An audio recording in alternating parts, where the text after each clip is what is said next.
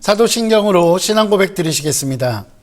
전능하사 천지를 만드신 하나님 아버지를 내가 믿사오며 그 외아들 우리 주 예수 그리스도를 믿사오니 이는 성령으로 잉태하사 동정녀 마리아에게 나시고 본디오 빌라도에게 고난을 받으사 십자가에 못 박혀 죽으시고 장사한 지 사흘 만에 죽은 자 가운데서 다시 살아나시며 하늘에 오르사 전능하신 하나님 우편에 앉아 계시다가 저리로서 산 자와 죽은 자를 심판하러 오시리라. 성령을 믿사오며 거룩한 공회와 성도가 서로 교통하는 것과 죄를 사하여 주시는 것과 몸이 다시 사는 것과 영원히 사는 것을 믿사옵나이다. 아멘. 함께 은혜 나누실 말씀은 사도행전 18장 18절부터 23절까지의 말씀입니다. 신약성경 사도행전 18장 18절부터 23절까지의 말씀입니다. 제가 가지고 있는 신약성경 219면에 있습니다. 신약성경 219면입니다. 사도행전 18장 18절부터 23절까지의 말씀입니다. 사도행전 18장 18절부터 23절까지의 말씀을 다 찾으신 줄 알고 제가 봉독해 올리도록 하겠습니다. 바울은 더 여러 날 머물다가 형제들과 작별하고 배 타고 수리아로 떠나갈새 브리스길라와 아굴라도 함께하더라. 바울이 일찍이 서원이 있었으므로 갱그레아에서 머리를 깎았더라. 에베소에 와서 그들을 거기 머물게 하고 자기는 회당에 들어가서 유대인들과 변론하니 여러 사람이 더 오래 있기를 청하되 허락하지 아니하고 작별하여 이르되 만일 하나님의 뜻이면 너희에게 돌아오리라 하고 배를 타고 에베소를 떠나 가이사랴에 상륙하여 올라가 교회의 안부를 물은 후에 안디옥으로 내려가서 얼마 있다가 떠나 갈라디아와 부르기아 땅을 차례로 다니며 모든 제자를 굳건하게 하니라. 아멘. 할렐루야. 오늘도 하나님께서 베푸시는 놀라운 은혜가 저와 여러분들의 삶 가운데 가득 넘치시기를 주님의 이름으로 축원드립니다. 제 주변에 친하게 지내는 선교사님들 중 한 분이 이번에 그 사역지를 옮기게 되었습니다. 필리핀의 굉장히 열악한 지역에서 사역하고 계셨는데 그곳에서 조금 환경이 많이 좋은 호주의 퍼스라는 지역으로 사역지를 옮기게 되신 것입니다. 여러분, 과연 그 선교사님께서 좋아하셨을까요? 좋아하지 않으셨을까요? 정확히 이야기하면 좋아하지도 않고 싫어하지도 않다는 반응을 보여주셨습니다. 물론 필리핀이라는 나라에서 호주라는 나라로 그 사역지가 이동되어짐에 있어서 환경이 좋아지는 것은 분명 장점일 것입니다. 그러나 비록 그분께서 사역하셨던 그 필리핀이라는 지역이 매우 열악한 지역이기는 하지만 그곳에서 어느새 벌써 15년을 넘게 한 곳에서 사역을 하셨습니다. 그러다 보니 이제는 나름대로 그 지역에서 어느 정도 안정되고 그리고 사람들과 또는 성도님들과의도 관계가 굉장히 아름답게 기반을 다지고 있는 상태였습니다. 그런데 이제 다시 새로운 곳에서 새로운 사람들과 전혀 다른 스타일의 사역을 하게 되는 것입니다. 그러다 보니 여간 신경 쓰이는 일이 많이 있는 것 같았습니다. 사실 사역지를 옮기느냐 옮기지 않느냐에 대한 결정은 그 선택은 선교사님의 결정에 따르게 되어 있었습니다. 그리고 선교사님은 그 결정의 순간 익숙하고 편안한 그 필리핀 사역지를 떠나서 새로운 사역지로 도전을 결정했던 것입니다.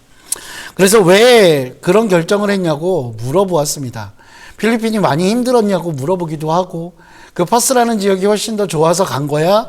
라고 물어보기도 했습니다. 그리고 조금 더 정확하게 제가 물어봤던 것은 형, 이게 좋게 발령이 된 거야? 아니면 나쁘게 발령이 된 거야? 라고 물어봤습니다. 그런데 그 의문에 그 선교사님께서는 굉장히 현명한 답을 주셨습니다. 그것은 무엇이냐면 그저 좋은 것도 아니고 나쁜 것도 아니고 하나님께 감사할 따름이라는 것입니다. 그리고 그 감사의 이유는 여전히 하나님께서 나에게 뜻이 있다라고 생각되어지기 때문이라는 것입니다.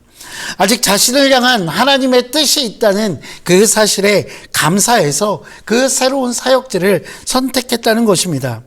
그렇게 감사해야 하는 선교사님을 보면서 참 많은 생각을 하게 되었습니다. 우리도 그 선교사님과 마찬가지로 끊임없이 우리 앞에 많은 결정의 순간들이 주어집니다. 그런데 그 결정의 순간마다 과연 우리는 무엇을 기준 삼아 결정하고 있냐는 것입니다. 오늘 본문에서 사도 바울 역시 비슷한 상황과 질문 가운데 맞닥뜨리게 되는 것입니다. 오늘 본문 18장 18절에 보면 바울은 더 여러 날 머물다가 형제들과 작별하고 라고 하며 작별이라는 표현이 나옵니다. 그리고 21절에도 마찬가지입니다. 20절과 21절을 제가 읽어드리겠습니다. 여러 사람이 더 오래 있기를 청하되 허락하지 아니하고 작별하여 이르되 만일 하나님의 뜻이면 너희에게 돌아오리라 하고 배를 타고 에베소를 떠나 라고 기록되어 있습니다. 오늘 본문에서 작별이라는 두 단어가 연속해 나오고 있습니다. 그 사도 바울이 많은 사람들과 작별할 때 그 마음이 어땠을까요? 편안했을까요? 저는 그렇지 않았을 것이라고 생각이 듭니다. 그럼에도 불구하고 그는 작별하고 있습니다. 여러분 보세요. 오늘 본문 20절에서 에베소에 있었던 많은 사람들이 사도 바울에게 더 오랜 시간 머물러 주기를 요청하고 있습니다. 사도 바울의 입장에서는 긴 선교 여행 가운데 지치기도 했을 것이고, 그리고 자신을 원하고 있는 사람들, 자신에게 호의적인 사람들이 있는 곳에서 조금 더 머물고 싶기도 했을 것입니다. 그러나 그는 거절합니다. 그리고 작별을 이야기합니다. 그 이유가 무엇일까요? 오늘 본문은 이렇게 이야기하고 있는 것입니다. 작별하여 이르되 만일 하나님의 뜻이라면, 하나님의 뜻이면 너희에게 돌아오리라. 그렇습니다. 사도 바울에게 있어서 그 결정의 기준은 하나님의 뜻이었던 것입니다. 여러 가지 요인들을 살펴보면 그곳에 머무르고 있는 것이 훨씬 더 이익이 됩니다. 작별이라는 것, 그것은 이미 아쉬움들이 있는 것이고 내가 편안한 곳에서 떠난다라는 의미가 담겨 있는 것입니다. 그 작별과 작별을 계속해서 해나가고 있는 이 사도 바울, 그 사도 바울의 결정에는 자신의 이익, 자신의 편안함, 자신의 어떤 안위, 이런 것들은 중요하지 않았던 것입니다.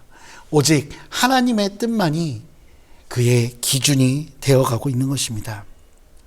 사도 바울의 여러 가지 사역들을 보면 우리가 말하지 않아도 수없이 많은 고난과 고통의 연속이었습니다. 때로는 감옥에서, 때로는 죽을 뻔하기도 합니다. 그런데 여러분, 그 모든 고난과 고통의 사역들에 배어있는 공통점이 무엇인지 아십니까? 그것은 그 대부분의 모든 것들 가운데 사도 바울 스스로 결정하여 들어갔다는 것입니다. 그는 일부러 고난을 결정하고 고난을 선택하며 나아갔습니다. 왜일까요? 그것이 하나님의 뜻이라고 생각하기 때문입니다. 하나님의 뜻을 구하고 그 뜻대로 자신의 안위가 아니라 하나님의 뜻을 기준 삼아 비록 고통스러울지라도 그것을 주저하지 않고 선택하는 사도 바울의 모습, 그 자신의 모든 선택의 기준, 결정의 기준을 하나님의 뜻으로 두는 그 사도 바울의 모습, 그것이 우리가 배워가고 우리가 닮아가야 할 진정한 그리스도인의 모습이라 생각합니다. 사랑하는 성도 여러분, 저와 여러분들의 삶 가운데는 끊임없이 결정의 순간들이 다가옵니다. 아주 작은 것에서부터 매우 큰 결정들이 우리 앞에 놓여져 있습니다.